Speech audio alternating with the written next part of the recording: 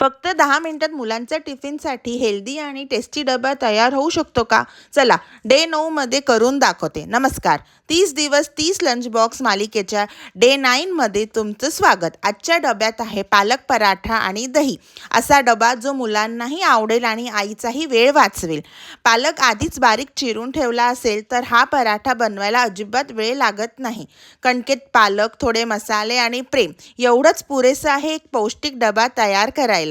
आणि शेवटी एक छोटी टीप सांगणार आहे बरं का, ज्यामुळे पराठा डब्यातही मऊ राहतात, म्हणून शेवटपर्यंत नक्की बघा. पराठे मध्यम आचेवर छान भाजून घेते. हलकेसे तूप लावलं की पराठा आणखी मऊ आणि चविष्ट होतात. ही माझी आवडती टीप.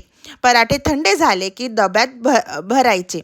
एका बाजूला गरमागरम पालक पराठा आणि सोबत ताजं दही. बस, फक्त 10 मिनिटात तयार झाला आजचा हेल्दी टिफिन. हा होता आपल्या 30 दिवस 30 लंच बॉक्स डे 9चा डबा. तुमच्या मुलांना पालक पराठा आवडतो का? कमेंटमध्ये नक्की सांगा. अशाच सोप्या, झटपट आणि पौष्टिक टिफिन आयडियासाठी द गुज्जू पुणेकरला सबस्क्राईब करा आणि फॉलो करायला विसरू